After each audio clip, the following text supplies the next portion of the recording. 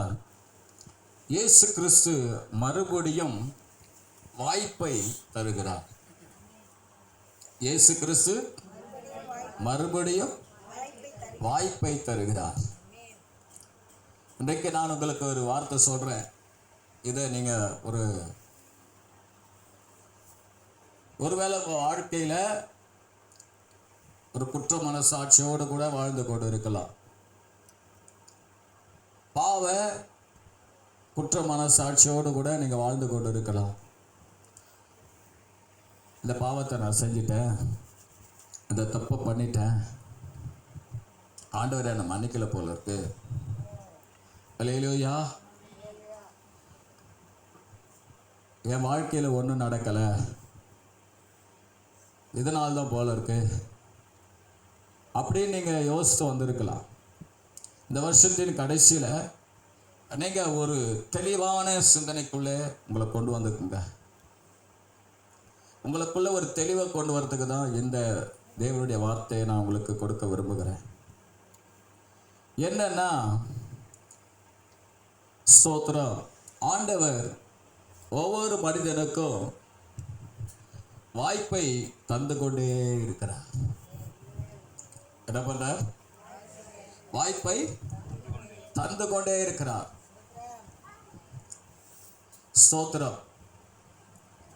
ஒரு சில பாவ வாழ்க்கையில் விழுந்து போயிருந்தாலும் திரும்புறதுக்கு வாய்ப்பை கொடுக்கிறார். ஆண்டவருக்குள்ள வர்றதுக்கு வாய்ப்பை கொடுக்கிறார். அல்லேலூயா. வேதத்தில் பார்த்தீங்கன்னா ஒரு 5 காரியம் வாய்ப்புகள் தேவன் ஆண்டவராகிய இயேசு கிறிஸ்துவால் கொடுக்கப்பட்ட வாய்ப்பு. முதலாவது பார்த்தீங்கன்னா, பேதுருவுக்கு ஆண்டவராகிய இயேசு கிறிஸ்து வாய்ப்பை கொடுத்தார் தம் பக்கமாய் திரும்பும்படியாக. இரண்டாவது, கெட்ட குமாரனுக்கு தகப்பன் இயேசு கிறிஸ்து மறுபடியும் ஒரு வாய்ப்பை கொடுத்தார். மூணாவது, அத்தி மரத்திற்கு வாய்ப்பை கொடுத்தார். நாலாவது,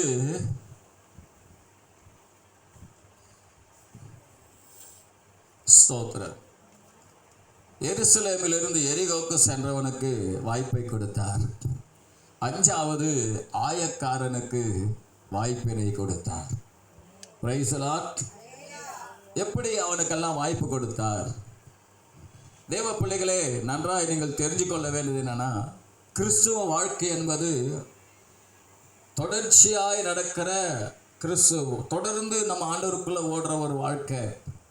சர்க்கல்கள் வரலாம், விழுகை வரலாம், அல்லேலூயா, அல்லது ஸ்தோத்திரம், மற்ற அநேக காரியங்கள் நம்முடைய வாழ்க்கையில் வந்தாலும் அவைகளிலே நாம் இருக்காதபடிக்கு ஆண்டவர் என்னை கைவிட்டாரு, நான் இதை செஞ்சிட்டேன், ஆகினால என்னை மறந்துட்டாரு, என் வாழ்க்கையில் ஒன்றும் நடக்கலைன்னு சொல்லிட்டு சோர்ந்து போய் அப்படியே உட்கார்ந்து கொள்ளக்கூடாது.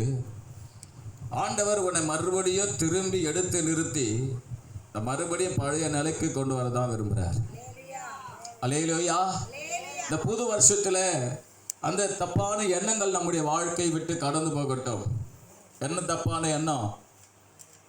இயேசு என்னை மறந்துட்டாரு, இயேசு எனக்கு ஒன்றும் செய்ய போகிறதில்ல, இதை செஞ்சதுனால்தான், அல்லேலூயா, ஆகினால நான் என்ன பண்ணிடுறேன், இயேசு எனக்கு ஒன்றும் உதவி செய்ய போகிறதே கிடையாது, இயேசுக்குள்ள இனி வரவே முடியாது, அவருக்காக எதையும் சாதிக்க முடியாது, அவருக்காக எதையும் செய்ய முடியாது என்றதான எண்ணத்தை முதல் தூக்கி போடுறது தான் இந்த செய்தியுடைய தலைப்பு. ஒரு அல்லேலூயா சொல்லுவோமே.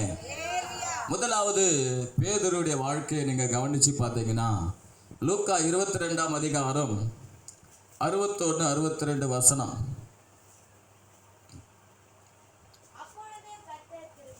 அப்பொழுது கர்த்தர் திரும்பி பேதுருவை நோக்கி பார்த்து, சேவல் கூவுகிறதற்கு முன்னே என்னை 3 தரம் மறுதலிப்பாய் என்று கர்த்தர் தன்னிடத்தில் சொன்ன உடனே பேதுரு நினைவு கூர்ந்து வெளியே போய் மனம் கசந்து அழுதான். பாருங்க, இங்க பேதுருவை குறித்து சொல்லப்பட்டிருக்கிறது. பேதுரு என்ன பண்றாருன்னா 3 தரம் மறுதலிக்கிறார். அதே 22ஆம் அதிகாரம் 54லிருந்து 60 வசனத்தை நீங்க படிச்சு பார்த்தீங்கன்னா, லுக்கா ஸ்தோத்திரம் 22ஆம் அதிகாரம் 54லேருந்து 60 வசனத்தை படிச்சு பார்த்தீங்கன்னா, ஸ்தோத்திரம் 3 தடவை என்ன பண்றாருன்னா பேதுரு ஆண்டவரை மறுதலிக்கிறான். பேதுருவை மறுதலிக்கிறான். அப்போ பேதுரு மறுதலிச்ச உடனே ஆண்டவர் அவனை பார்த்து ஸ்தோத்திரம் கைவிட்டுல என்ன தெரியுமா பண்ணாரு? அவனை திரும்பி பார்க்கிறார். அல்லேலூயா. அவனை திரும்பி பார்க்கிறார். திரும்பி பார்த்த உடனே ஆண்டவர் அவனை திரும்பி பார்க்கிற போது நடக்கிற காரியம் என்ன நோக்கத்தோடு பார்த்தார்னா, நீ என்னை மறுதலிச்சிட்டியா, நீ அவ்வளவுதான், வாழ்க்கை முடிஞ்சு போச்சு, நீ எனக்குள்ள இருக்க முடியாது, நீ அப்போஸ்தலன் என்று பெயர் பெறுவதற்கு நீ தகுதியானவன் அல்ல என்று அந்த நோக்கத்தோடு அவனை திரும்பி பார்க்கல. எந்த நோக்கத்தோடு திரும்பி பார்த்தார்னா, ஸ்தோத்திரம் இந்த வசனம் சொல்லுது பத்தியா, அல்லேலூயா. அப்படி திரும்பி பார்த்த உடனே அந்த பார்வையிலே அர்த்தம் என்ன, அந்த பார்வையினுடைய வல்லமை என்னவென்று சொன்னால் பேதுருவை தம் பக்கமாக திருப்பிச்சு. பேதுருவை மனம் கசந்து அழ வச்சிருச்சு. ஒரு அல்லேலூயா சொல்லுங்களேன். அல்லேலூயா, பிரைஸ் தி லார்ட். அப்போ அருமையான தேவ ஜனமே, இங்க பார்த்தீங்கன்னா பேதுருடைய வாழ்க்கையில ஸ்தோத்திரா ஒருவேளை தேவனை மறுதலிக்க பேதுரு மறுதலிச்சது போல ஒரு சில காரியம் வாழ்க்கையில் இருக்கலாம். விக்கிரக ஆராதனைகள் அதெல்லாம் இருந்தா ஒருவேளை அதை செஞ்சது ஆண்டவர்கிட்ட மன்னிப்பு கேட்டு நீங்க வந்திருந்தா, ஆண்டவர் அதை குறித்து கவலைப்படாதீங்க, ஆண்டவர் மன்னிச்சிட்டாரு. இனி சொல்லுங்க, இனி என்னது சத்தம்? அல்லேலூயா, சரி, ஸ்தோத்திரம். அப்போ பார்த்தீங்கன்னா அந்த இடத்துல பேதுருவை என்ன பண்றாருன்னா மன்னிக்கிறார். அந்த இடத்துல பேதுருக்குள்ளே ஒரு பாவ உணர்வை கொடுக்கிறார். மீண்டும் தமக்குள்ளே அவர் கொண்டு வருகிறதற்கு ஒரு அல்லேலூயா சொல்லுங்களேன். அல்லேலூயா. தேவ பிள்ளைகளே, நம்முடைய வாழ்க்கையில் அநேக நேரத்தில் நம்முடைய வாழ்க்கையில நமக்கு குற்ற மனசாட்சிகள் அநேக வருகிறது. ஆண்டவருக்கு விரோதமாக ஏதாவது செய்து விட்டால் ஆண்டவர் மன்னிப்பாரோ மன்னிக்க மாட்டாரோ அப்படின்னு சொல்லிட்டு, நிச்சயமா ஆண்டவர் மன்னிப்பார். நான் சொல்றதுடைய கருத்து புரிஞ்சுக்குங்க. நான் செஞ்சுக்கிட்டே இருக்கிற காரியத்தை குறித்து சொல்ல, ஒரு சில நேரங்களில் நம்முடைய வாழ்க்கையில ஆண்டவருக்கு விரோதமான காரியம் வந்து விடும்போது நம்ம என்ன பண்றோம்? நம்ம பயந்து தேவனை விட்டு, ஆண்டவரை விட்டு, இயேசு கிறிஸ்துவை விட்டு தூரமா, ரொம்ப தூரம் தான் போறோம் தவிர அவர் மன்னித்து நம்ம ஏற்றுக்கொள்கிறார் என்றதான எண்ணம் நமக்குள்ள இல்லை. அல்லேலூயா. ஆமா, அதுக்கு நீங்க தூரம் போறதை குறித்து நான் சொல்லலை, போயிடுங்கன்னு நான் சொல்லலை. ஒருவேளை தூரம் போய்கிட்டே இருந்தீங்கன்னா ஆண்டவர்கிட்ட என்ன பண்ணுங்க? ஸ்தோத்திரம், ஆண்டவர் அவனை திரும்ப கட்ட விரும்புகிறார். மறுபடியும் அவரு பக்கம் என்ன பண்ணோம்? வரணும். பாருங்க, ஸ்தோத்திரம். அப்படி யோவான் 21ஆம் அதிகாரம் 2-3 வசனத்தை படிச்சு பார்த்தீங்கன்னா, ஸ்தோத்திரம், அவர் என்ன பண்ணிட்டாரு? மீன் பிடிக்க போயிட்டாரு. மீன் பிடிக்க போன உடனே ஸ்தோத்திரம், ஆண்டவர் அப்போ கூட அவர் என்ன பண்ணல? பேதுருவை விடல. நீங்க 21ஆம் அதிகாரம் 7 யோவான் 21ஆம் அதிகாரம் 7ஆம் வசனம் நீங்க படிச்சு பார்த்தீங்கன்னா,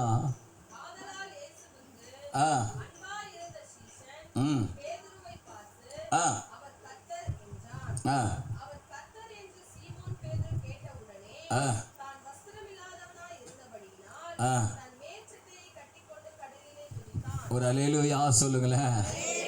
பாருங்க, இப்ப பேதுருக்குள்ள ஒரு உயிர் மீட்சி வந்துடுச்சு, ஒரு விசுவாசம் வந்துடுச்சு. என்ன?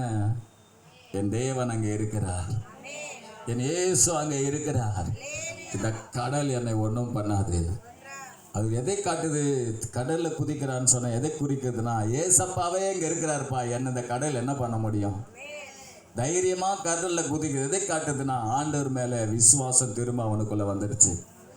ஒரு அல்லேலூயா சொல்லுங்களேன். அப்போ அருமையானவர்களே, ஒரு மனிதனை ஆண்டவர் விரும்புகிற காரியத்தை நான் உங்களுக்கு சொல்றேன். இல்லை பாஸ்டர் ஏதோ பாவம் செய்ய சொல்றான்னு சொல்ல, விரும்புகிற காரியம் என்னன்னா, நம்ம அநேக நேரத்தில் அகலுகிற காற்றாயிராமல் நம்ம ஆண்டவரோடு இணைகிறவர்களாக இருக்கணும். ஆண்டவர்கிட்ட தூரம் போய்கிட்டே இருக்கக்கூடாது.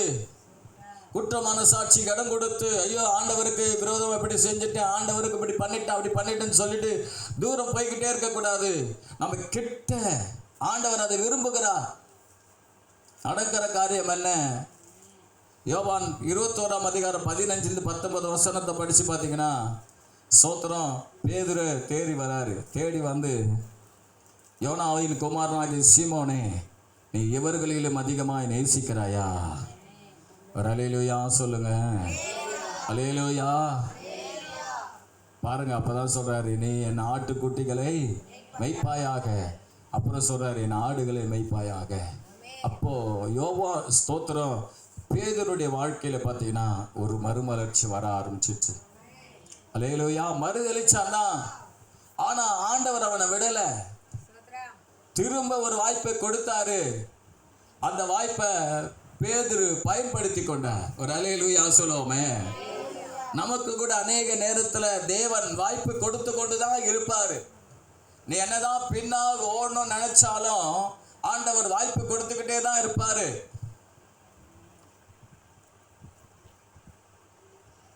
ஹல்லேலூயா.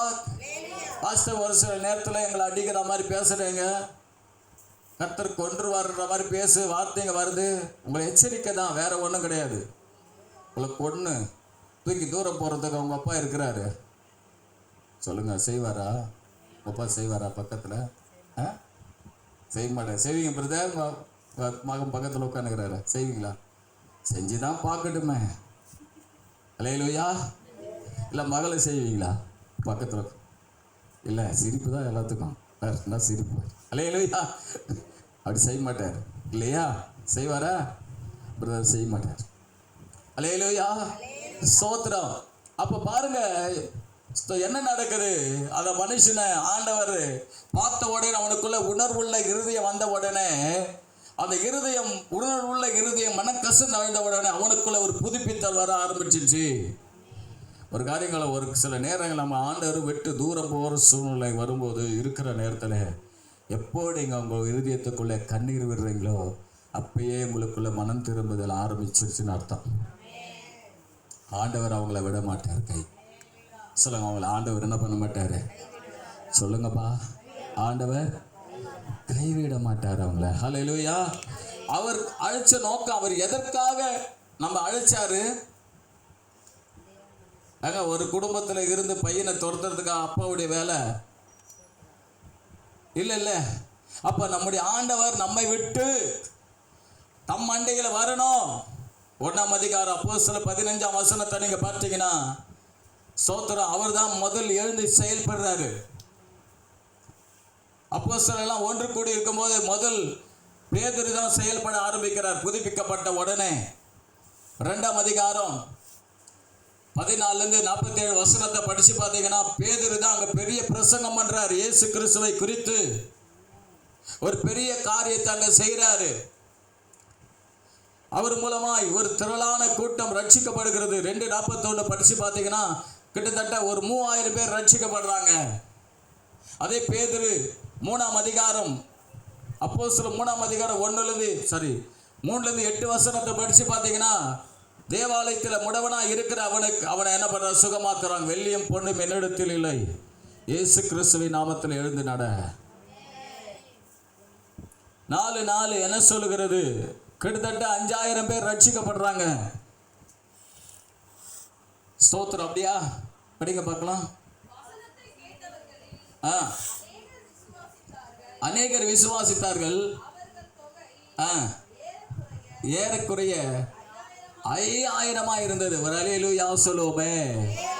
அதனால அருமையானவர்களே, ஸ்தோத்திரம். அப்புறம் நீங்க பார்த்தீங்கன்னா, அதே 5ஆம் அதிகாரம் 14-16 வசனத்தை படிச்சு பார்த்தீங்கன்னா, பேதுரு நடந்து போனா அவனுடைய நிழலிலே அவன் நிழல் பட்டாகிலும் சொசமாவார்கள் என்று சொல்லி அவன் நிழல் படுறதுக்காக வியாதிஸ்தரை கொண்டு வந்து வச்சாங்க.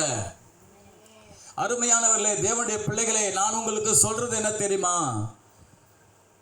ஆண்டவருக்குள்ளே தொடர்ந்து நீங்க இருங்க. வாய்ப்புகளை கொடுத்து கொண்டு தான் இருக்கிறார்.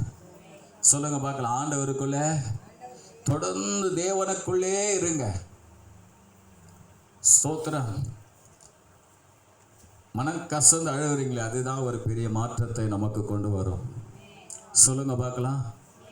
மனம் கசந்து அழுகும்போது, ஐயோ இயேசுவே, நான் உண்மையாக இருக்க விரும்புகிறேன்ப்பா, ஆனால் என்னால் முடியலையே தகப்பனே. ஒரு சொட்டு கண்ணீர் விடுற பாருங்க, அந்த கண்ணீர், அந்த மனம் கசந்து அழுகிற அழையானது உன் வாழ்க்கையில் பெரிய வாய்ப்பினை கொண்டு வந்துடும். சொல்லுங்க பார்க்கலாம். உன்னை மறுபடியும் தம்மண்டிகளை கொண்டு வந்துடும். ஹல்லேலூயா. அப்போ பேதுருவை பார்த்தாரு. மனம் அவன் மறுதளிச்சான். ஆனால் ஆண்டவர் அவனை விடலை. ஆண்டவர் என்ன பண்ணாருன்னு சொன்னால், ஸ்தோத்திரம், அவனை பார்த்த உடனே அவனுக்குள்ளே பாவ உணர்வு வந்து அவன் என்ன பண்ணுறான்னு சொன்னால், ஸ்தோத்திரம், கர்த்தர் பக்கமாக திரும்புகிறான். ஒரு அல்லேலூயா சொல்லுவோமே. திருப்பின உடனே கர்த்தர் அவனை விட்டுல, அவனை மறுபடியும் தம்முடைய வரங்களை, கனிகளை, தம்முடைய வல்லமையை கொடுத்து மறுபடியும் எடுத்து பயன்படுத்துகிறார். நாங்கள் எப்பொழுதும் உங்களுக்கு இடத்துல சொல்லுகிற காரியம் என்ன? பாவம் செய்தால் தேவன் தண்டிப்பார் என்று நான் உங்களுக்கு சொல்லிக் கொண்டு இருக்கிறோம். அதே நேரத்தில் உங்களுக்கு ஒரு பாவத்திலிருந்து ஒரு விமோச்சனம் உண்டும் என்று நாங்களுக்கு சொல்லிக் கொண்டு இருக்கிறோம். இயேசு கிறிஸ்து ரத்தம் இல்லை என்று சொன்னால் இன்றைக்கு நம்ம ஒருத்தரும் இங்கே இருக்க முடியாது. இருக்க முடியுமா? இயேசு கிறிஸ்து ரத்தம் இல்லைன்னா இங்கே நம்ம ஒருத்தராக உட்கார்ந்து இருக்க முடியுமா? நான் தான் பிரசங்கம் பண்ண முடியுமா? நீங்கள் தான் அங்கே உட்கார்ந்து கேட்க முடியுமா? நிச்சயம் என்ன பண்ண முடியாது. இயேசு கிறிஸ்துவனுடைய இரத்தத்தினால் தான் இன்றைக்கு நாம் நீதிமான் ஆக்கப்பட்டு நாம் இருக்கிறோம். ஆகையினால ஸ்தோத்திரம். வருத்தம் உங்கள் வாழ்க்கையில் வருகிறது என்று சொன்னால் கர்த்தர் நிச்சயமாக அந்த வருத்தத்துக்கான பலனை கொடுப்பார். ஒரு பெரிய மாற்றத்தை கொடுப்பார். ஒருவர் ஊழியக்காரராக இருந்து நீங்கள் வல்லமையை பயன்படுத்தப்படாவிட்டாலும் உங்கள் வாழ்க்கையில் உங்களுக்கு என்ன செய்யணுமோ அதை ஆண்டவர் செய்வார். சொல்லுங்க பார்க்கலாம். உங்கள் வாழ்க்கையில் உங்களுக்குள்ள ஒரு நன்மை வரும். நீங்கள் விசுவாசித்துட்டு இருக்கீங்க. ஆண்டவரே சொல்லியிருக்கிறார், வச்சுக்கோங்க. அப்போ அந்த நன்மை வராமல் போகாது. சொல்லுது நான் உங்களுக்கு புரிஞ்சுங்களா? நீங்கள் ஆண்டவருக்குள்ள அந்த வாய்ப்பை பயன்படுத்தி மறுபடியும் ஆண்டவருக்குள்ள அப்படியே நுழைஞ்சிட்டிங்கன்னா ஆண்டவர் என்ன தடவை பண்ணுவார்? ஸ்தோத்திரம், மறுபடியும் தம்முடைய வல்லமை வெளிப்படுத்துவங்களை பயன்படுத்துவார். உங்களுக்கு செய்ய வேண்டிய காரியங்களை செய்வார். உங்களுக்குரிய காரியம் அவர்கிட்ட அப்படியே தான் இருக்குது. வேறு யாருக்கும் கொடுக்க போகிறது இல்லை. உங்களுக்குரியது உங்களுக்கு தான், வேற ஆளுக்கு கிடையாது. இரண்டாவது காரியம் பாருங்க. லூக்கா 11ஆம் அதிகாரம், லூக்கா 11ஆம் அதிகாரம், 15ஆம் அதிகாரம் 11லிருந்து 32 வசனத்தை நீங்கள் படித்து பார்த்தீங்கன்னா, ஸ்தோத்திரம், அங்கே கெட்ட குமாரனை குறித்து அங்கே சொல்லப்பட்டிருக்கிறது. அதில் நீங்கள் 12லேருந்து 14 வசனத்தை நீங்கள் படித்து பார்த்தீங்கன்னா, படிங்க.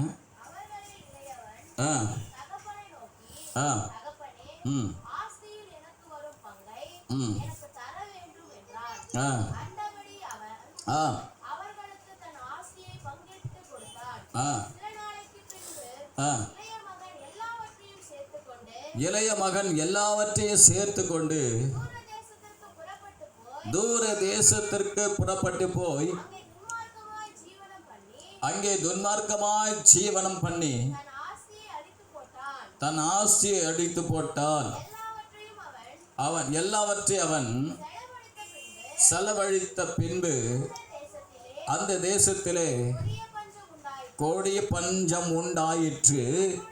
அப்பொழுது அவன் குறைவுபட தொடங்கினான். பாருங்க, இந்த இடத்துல கெட்ட குமாரனை குறித்து, இளைய குமாரனை குறித்து சொல்லப்பட்டிருக்கிறது. என்ன ஸ்தோத்திரம், தகப்பனுக்கு 2 பிள்ளைங்க இருக்காங்க. கெட்ட இளையவன் என்ன பண்ணுறான்?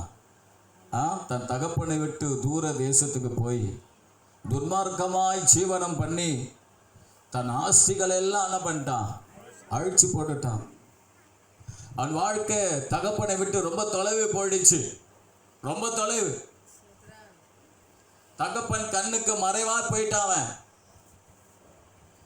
மறைவாய் போன அவனை ஸ்தோத்திரம் துன்மார்க்கமா ஜீவனம் பண்ண ஆரம்பிச்சுட்டான். அல்லேலூயா. எப்பயுமே தேவ பிள்ளைகளே, தகப்பனோடு கூட இருக்கும்போது அதோடைய பாதுகாப்பு வேற, அது பயம் வேற. இன்னைக்கு கூட சபையார் இருக்கிறாங்க,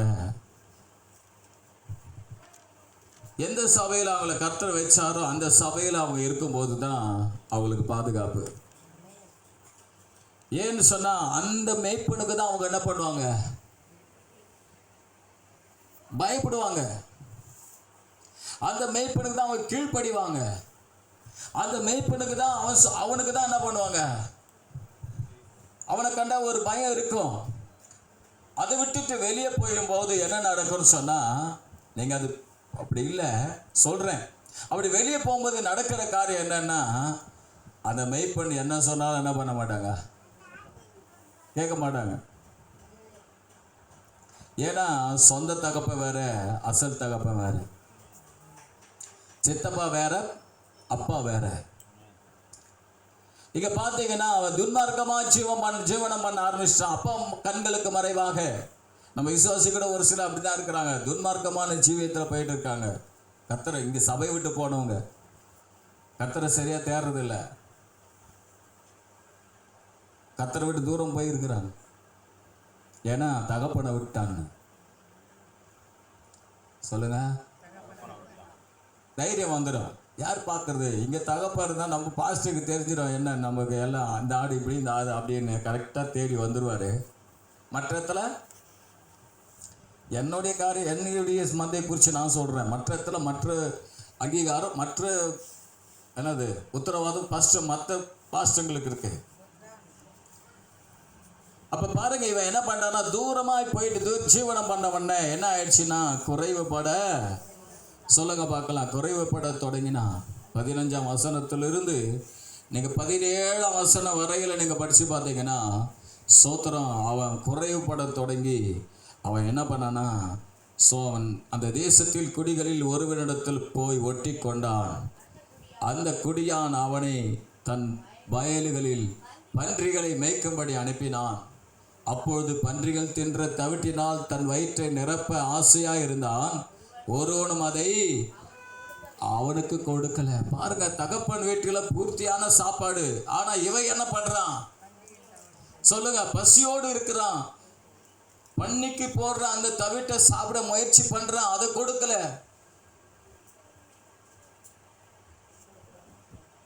ஹல்லேலூயா, ஸ்தோத்திரம். நான் இப்போ உங்களுக்கு சொல்றது என்னன்னா, வாய்ப்பினை கொடுக்கிற கர்த்தர்னு சொல்லி பேசிக்கொண்டு இருக்கிறேன். வாய்ப்பினை கொடுக்கிற இயேசு கிறிஸ்து நம்முடைய வாழ்க்கையில பாதியில கர்த்தர் கைவிட போறதில்லை, முக்காவாசி பாகத்தில் கைவிட போறதில்லை. முழுசு முற்றுமுடிய நம்ம ரட்சிக்க அவர் வல்லவராக இருக்கிறார். கடைசி வரையில நம்மை நடத்த அவர் வல்லவராக இருக்கிறார். அல்லேலூயா. அவன் பின்மாற்றமா போன உடனே அவனுக்கு என்ன நடக்குதுன்னா, அப்பதான் 17ஆம் வசனம் சொல்லுது, அவன் மனம் திரும்ப ஆரம்பிக்கிறான். அவனுக்கு புத்தி தெளிந்த போது அவன் தகப்பனுடைய கூலிக்காரர் எத்தனையோ பேருக்கு பூர்த்தியான சாப்பாடு இருக்கிறது. நானா பசியினால் சாகிறேன், நான் எழுந்து தகப்பனிடத்திற்கு போய், தகப்பனே, பரத்துக்கும் விரோதமாகவும் உமக்கு முன்பாகவும் பாவம் செய்தே, இனிமே உம்முடைய குமாரன் என்று சொல்லப்படுவதற்கு நான் பாத்திரன் அல்ல.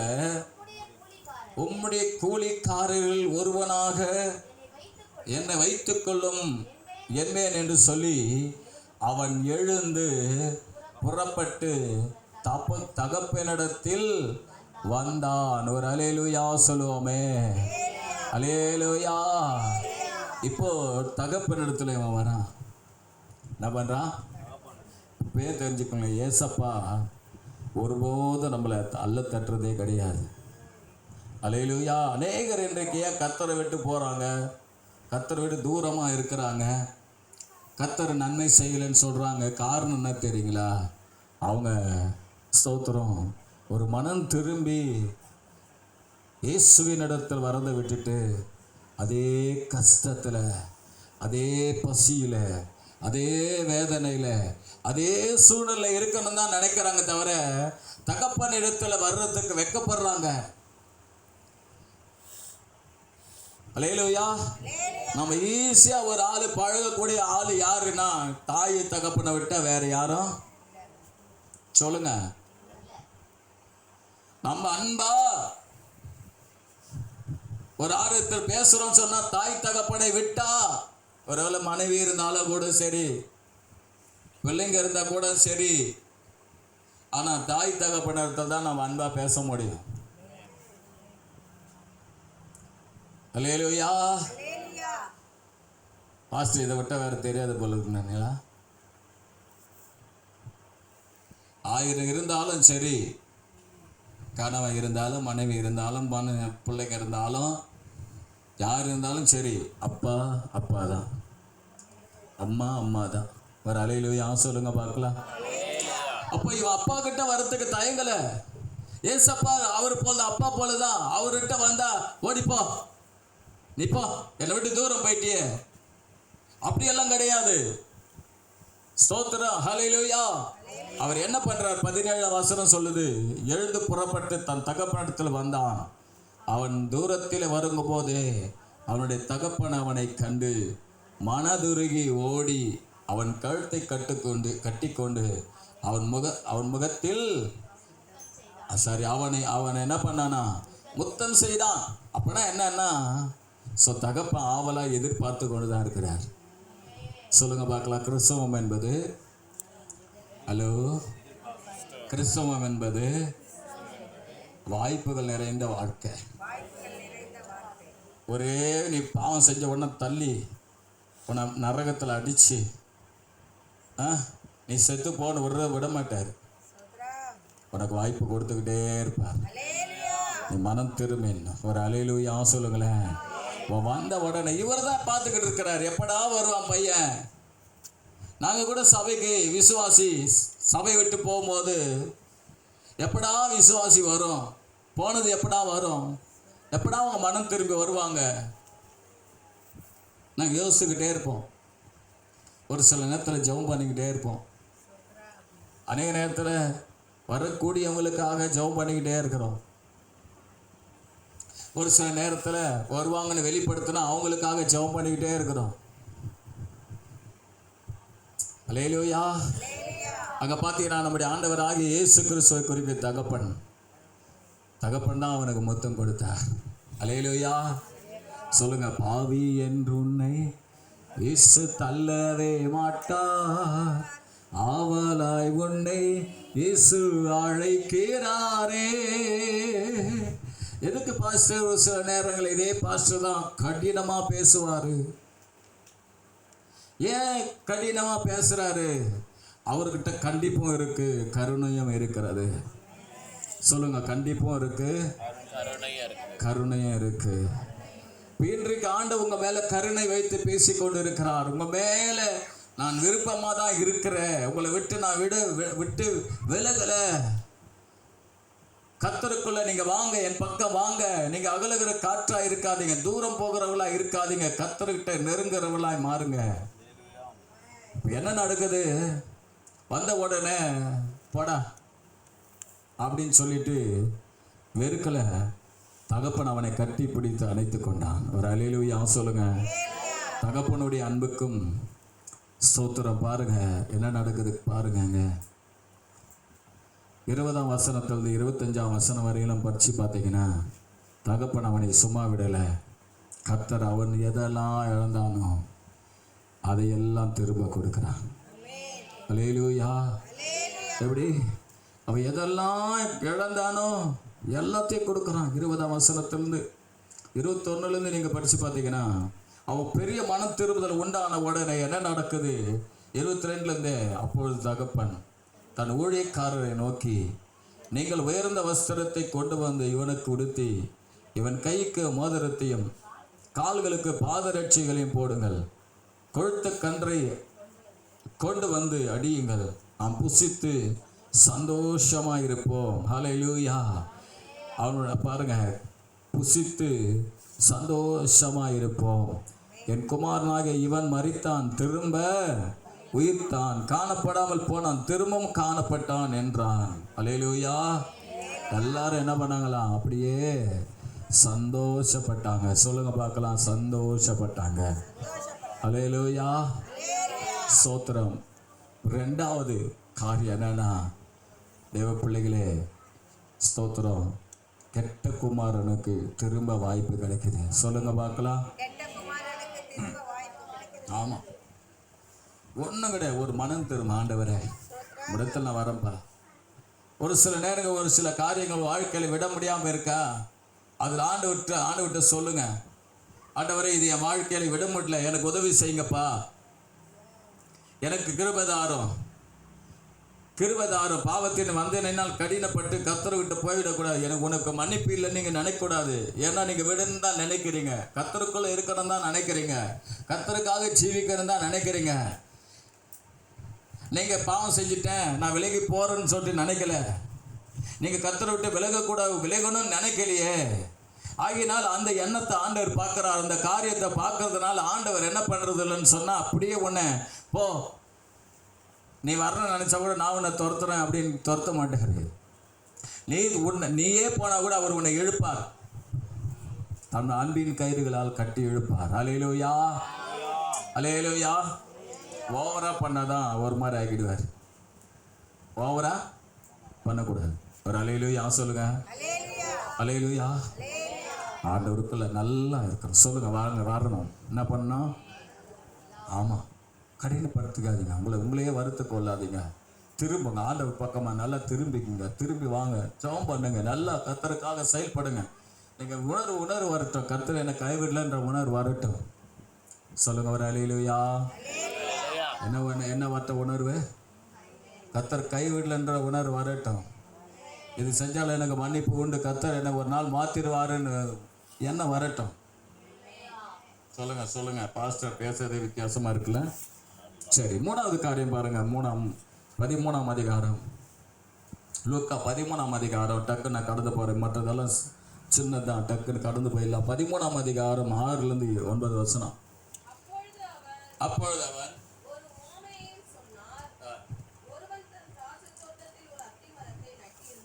ஒரு அத்தி மரத்தை நட்டிருந்தான். கனியை தேடின போது ஒன்றும் காணவில்லை. அப்பொழுது அவன் தோட்டக்காரனை நோக்கி, இதோ 3 வருஷமாய்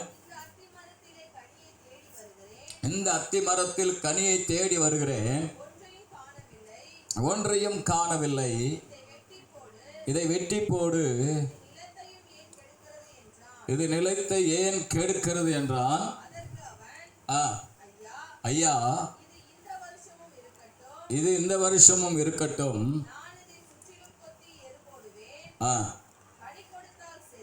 கனி கொடுத்தால் சரி, கொடாவிட்டால்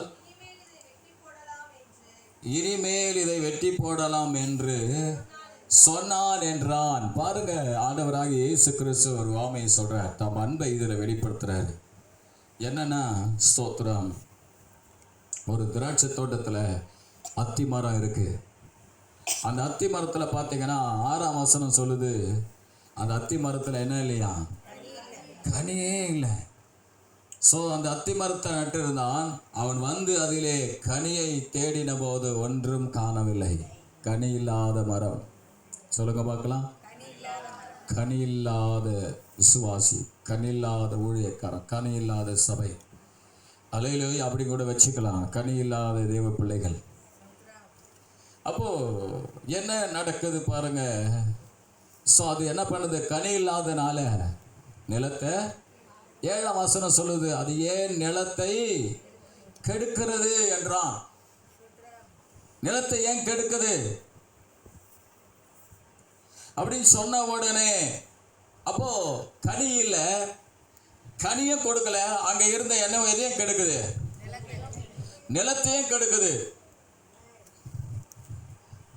ஒரு பிரயோஜனம் இல்லை. ஊழியத்துல எந்த பிரயோஜனம் இல்லை, அதனால எந்த ஆத்தும ஆதாயமும் கிடையாது, எந்த பிரயோஜனமும் இல்லை. சபையில வந்து உட்கார்ந்து சபை தான் கெடுக்குது விசுவாசி. அப்போ ஆண்டவர் சொல்றாரு, அப்போ அந்த திராட்சை தோட்டக்காரன் சொல்றான், அந்த எஜமான் சொல்றாரு, இதை என்ன பண்ணு, 7ஆம் வசனம் சொல்லுது, இத ஒன்று கனியை தேடி நீ வருகிறேன், ஒன்றையும் காணவில்லை, அதை வெட்டி போடு. ஒன்றும் இல்லை, அதை வெட்டி போடு. கனி இல்லை. அப்ப கனி இல்லை வேணவன வர என்ன பண்றாரு, மறுபடியும் வந்து பார்க்கறாரு, கனி இல்லை. மறுபடியும் வராரு, பார்க்கறாரு. ஒவ்வொரு வருஷமும் வந்து பார்க்கறாரு, கனி இல்லை. ஓ glory to Jesus. Hallelujah. Hallelujah. Hallelujah. நன்றி தகப்பனே, நன்றி. அப்ப நடக்கிறது என்ன? ஸ்தோத்திரம். 8ஆம் வசனம் சொல்லுது, படிங்க, இதுதான் முக்கியமானது. அதற்கு அவன், ஐயா, இது இந்த வருஷமும் இருக்கட்டும், நான் இதை சுற்றிலும் கொத்தி ஏறு போடுவேன். ஒரு அல்லேலூயா சொல்லுவோமே. சுற்றிலும் கொத்தி ஏறு போடுவேன். ஒரு அல்லேலூயா சொல்லுங்களேன். அப்ப நடக்கிற காரியம் என்ன? ஒரு வாய்ப்பு. எத்தனை வருஷம் இருந்தது? எத்தனை வருஷம் இருந்ததுப்பா? ஆல்ரெடி 3 வருஷம் போயிடுச்சு. ஆல்ரெடி பல வருஷம் போயிடுச்சு. சோத்திர கனியே இல்லை. ஆனால் ஆண்டவர் சொல்றாரு, எத்தனை வருஷம் ஆனாலும் சரி, இந்த அத்தி மரத்தை கனி கொடுக்க நான் வைப்பேன். ஒரு அல்லேலூயா சொல்லுங்களேன். வாய்ப்பு கொடுக்கிறார். சொல்லுங்க பார்க்கலாம், வாய்ப்பு கொடுக்கிறார். சபிக்கப்பட்டு போன அத்தி மரம் இருக்கிறது. ஆனால் இந்த வருஷத்துல ஆண்டவர் அடுத்த வருஷத்துல ஒரு புதிய கிருபை தரார், நமக்கு புதிய வாய்ப்பை கொடுக்கிறாரு. சொல்லுங்க, கொத்தி எடு போட்டு கொண்டு இருக்கிறார். அல்லேலூயா. செயல்படுங்க, வாய்ப்பை கொடுக்கிறார். அல்லேலூயா. சொல்லுங்க, வெட்டி போட்டுறக்கூடாது. சொல்லுங்க, வெட்டி போடாதபடி, நிலத்தை கெடுக்காதபடிக்கு. சொல்லுங்க, நிலத்தை கெடுக்காதபடிக்கு, வெட்டி போட்டுறாதபடிக்கு கர்த்தர் சொல்றாரு, இந்த வருஷமும் இருக்கட்டும். சொல்லுங்க, இந்த வருஷம் வாய்ப்புகள். சொல்லுங்க, இந்த வருஷம் எனக்கு வாய்ப்பு உண்டு. வருகிற நாட்களிலே வாய்ப்பு உண்டு. ஹல்லேலூயா. கொத்தி ஏறு போடுவேன். அது எதை குறிக்குது? கொத்தி ஏறு போடுறேன்னா என்ன? கிருபை கொடுக்கிறாரு. இந்த வருஷமும் இருக்கட்டும்னா என்ன அர்த்தம்? கிருபை, தயவு பாராட்டுறாரு. இந்த வருஷம் இருந்துக்கோ. காரணம் என்ன? அது வெட்டி போட வேண்டியது, ஆனால் அதற்கு ஒரு கிரேஸ் கொடுக்கிறாரு. அல்லேலூயா. என்ன பண்றேன்னா அதை கொத்தி எரு போடுறேன். இவ்வளவு நாள் செய்யாத காரியத்தை ஆண்டவர் செய்வார். ஒரு அல்லேலூயா சொல்லுங்களேன். அல்லேலூயா. அல்லேலூயா. வாய்ப்புகள் கர்த்தர் நமக்கு கொடுத்திருக்கிறார். தேவ பிள்ளைகளே, இந்த வாய்ப்பை மறந்துடாத, வாய்ப்பை இழந்துடாத. கர்த்தர் கிருபையாய் நமக்கு இருக்கிறார். சொல்லுங்க, கிருபையாய் இருக்கிறார். இவ்வளவு அருமையான வாய்ப்பு இல்லை. அல்லேலூயா. இத்தனை வருஷம் நமக்கு வாய்ப்பு தான். அல்லேலூயா. ஒரு சில நேரங்களில் நம்முடைய வாழ்க்கையில் ஒரு சில காரியங்கள், ஸ்தோத்திரம், ஆண்டவர் இரக்கத்தை காட்டுறதுனால தான் இன்றைக்கு நாம் அப்படி இருக்கிறோம். ஒருவேளை நீ உன் சுய சுய பக்தியினால, சுய ஜபத்தினால கர்த்தருக்குள் இல்லை. நான் சுய பக்தியினால, சுய சக்தியினால கர்த்தருக்குள்ள இல்லை. யாரால் தெரியுமா இருக்கிறேன்? சொல்லுங்க பார்க்கலாம். அல்லேலூயா. யாரால் இருக்கிறேன்? அவர் சொல்லியிருக்கிறாரு, இந்த வருஷமும் இருக்கட்டும். சொல்லு, இந்த வருஷமும் இருக்கட்டும். சொல்ல மாட்டீங்களே? அல்லேலூயா. இந்த வருஷமும் இருக்கட்டும். அல்லேலூயா. ஒருவேளை யோசிச்சு கொண்டு அடுத்த வருஷம் இருக்க மாட்டேன், இல்லை, நீ இருப்ப. இந்த வருஷமும் இருக்கட்டும்.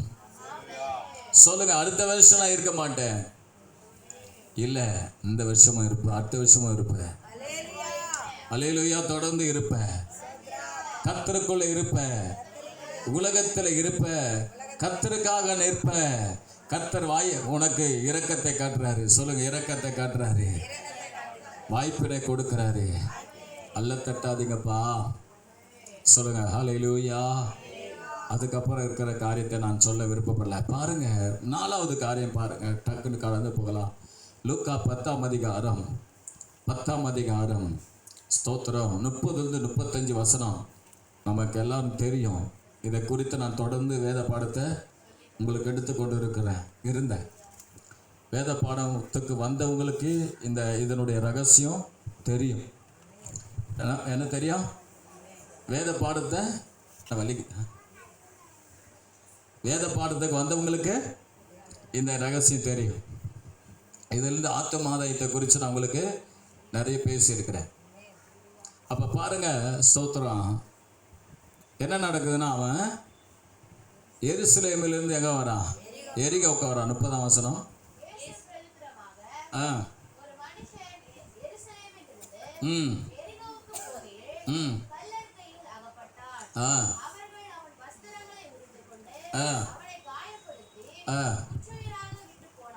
குற்றுயிராய் விட்டு போன. பாருங்க, அவன் எருசலேமிலிருந்து எங்க வந்தான்? எரிகோவுக்கு வந்தான். கிட்டத்தட்ட பார்த்து, எருசலேம் என்றால் அது மலை பிரதேசம். என்னதுங்க அது? மலை. எரிகோ என்பது ரொம்ப தாழ்வான இடம், கீழான இடம். பார்த்தீங்கன்னா, மேலே இருந்து தேவனுடைய நகரம். அது எருசலேம் என்றால் என்ன? அது தேவனுடைய நகரம், தேவ ஆலயம் இருக்கிற இடம். அந்த தேவாலயம் இருக்கிற இடத்த விட்டுட்டு இவன் என்ன பண்றானா? கீழாய் போறான், இறங்கி போறான். எப்படி? விட்டு கொடுத்து போறான், இறங்கி போறான். ஸ்தோத்திரம். இப்படியும் கூட சொல்லலாம், கர்த்தரை விட்டு போறது கூட சொல்லலாம். எப்படி? நகோமியும் அவருடைய குடும்பத்தாரும் எதை விட்டுட்டு, பெத்லெகேமை விட்டுட்டு எங்க போறாங்க? மோவாப்புக்கு போனாங்க. அப்படி மோவாவுக்கு போற நேரத்தில் நடந்த காரியம் என்ன அது வேற மாதிரி ஆயிடுச்சு. ஆனா இவனு அப்படிதான் போறான். ஆனா இவனுக்கு ஒரு வாய்ப்பு என்ன தெரியுங்களா? அங்க நல்ல சமாரியன் இருந்தார். ஒரு அல்லேலூயா சொல்லுவோமே. அங்க 2 பேர் வராங்க. 10, 31, 32. லேவியன் ஆசாரியன் அவனை காயமா இருந்து அவனை கண்டு இந்த லேவியன் ஆசாரியனை விலைக்கு போயிடுறான். ஆனா நல்ல சமாரியன் என்ன பண்றாரு பாருங்க, 34ஆம் வசனம். கிட்ட வந்து காயங்களில் எண்ணெயும் திராட்சரசமும் வார்த்து காயங்களை கட்டி சுய வாகனத்தின் மேல் ஏற்றி போதும். பாருங்க, சத்திரத்துக்கு கொண்டு போய் பாருங்க, இந்த மனுஷனை வந்து இவனுக்கு ஒரு வாய்ப்பினை கொடுக்கிறார். இவன் எப்படின்னா குற்றுயிரா இருக்கிறான், அப்படின்னா மரிக்கிற நிலையில இருக்கிறான். சொல்லுங்க பார்க்கலாம். மரிக்கிற நிலை. அடிச்சு கொண்டு போட்டாங்க, ஃபுல்லா ரத்தம் முழுசும் போச்சு, மரிக்கிற நிலையில இருக்கிறான். 2 பேர் உதவி செய்ய வேண்டியவங்க விலகி போயிட்டாங்க. அப்பதான் அங்க இடத்துல நல்ல சமாரியன் வருகிறார். சமாரியன் என்ன பண்றாரு? அவங்க காயத்துல எண்ணெய் என்ன பண்றாரு? ஊத்துறார். எண்ணெய் ஊத்துனா காயம் என்ன பண்ணா? ஆறு. காயத்துல எண்ணெய் ஊத்துறாரு. அதே 34ஆம் வசனத்துல திராட்சை ரசம் ஊத்துறாரு. திராட்சை ரசத்தை ஊத்தந்து மாத்திரமல்ல, அவனை சுய வாகனத்துல ஏற்றி அவனை எங்க கொண்டு போய் சேர்க்கிறாரு? சத்திரத்துல கொண்டு போய் சேர்க்கிறாரு. சத்திரத்துல கொண்டு போய் சேர்த்தது மாத்திரமல்ல, அவனுக்காக என்ன பண்றாரு? காசு என்ன பண்றாரு? செலவு பண்றாரு. அப்படின்னா என்னன்னா, ஆண்டவர் அவனுக்கு என்ன பண்றாரு? ஒரு வாய்ப்பை கொடுக்கிறார். அந்த ரோட்லயே செத்து போயிருக்க வேண்டிய அவனை எப்படி? தேவனுடைய அன்பை நான் பேசிக்கிட்டு இருக்கேன், தேவனுடைய கிருபையை பேசிக்கிட்டு இருக்கிறேன் நான் உங்களுக்கு. அல்லேலூயா. உனக்கு ஒரு வாய்ப்பு. இது இன்னைக்கு ரட்சிக்கப்படுறதுக்கு ஒரு வாய்ப்பு, மனம் திரும்புறதுக்கான ஒரு வாய்ப்பு. தேவன் இந்த வருஷத்தில் கடைசியில் கர்த்தர் அடுத்த வருஷத்தை நமக்கு கொடுக்கறது என்பது வாய்ப்பு. அடுத்த வருஷத்தை குறித்ததான ஒரு வாய்ப்பினை தேவன் நமக்கு கொடுக்கிறார். இயேசுவை அறியாவிட்டால் ஏற்றுக்கொள்ளும். ஆண்டவர் உன்னோடு பேசுகிற காரியத்துக்கு ஆண்டவருக்கு ஒப்பு கொடுத்து ஒரு அல்லேலூயா. நடந்த காரியம் என்ன? ஸ்தோத்திரம். அவனை கர்த்தர் அவனுக்கு ஒரு ஜீவன் வந்தது. ஒரு அல்லேலூயா சொல்லுவோமே. அவன் மரிக்க வேண்டியவனுக்கு கர்த்தர் ஜீவன் வந்தது. ஒரு அல்லேலூயா, ஆமென், அல்லேலூயா. அவனுக்கு அருமையான ஒரு வாய்ப்பு இல்லையா? இல்லையா? உண்மையா இல்லையா? அந்த நல்ல சமாரியன் வரலனா அந்த ரோட்லயே மரிச்சு செத்து போயிருப்பான். இயேசு கிறிஸ்துவாகிய அவர் நமக்காக வரலனா நம்முடைய பாவத்திலே மரிச்சு செத்து போயிருப்போம்.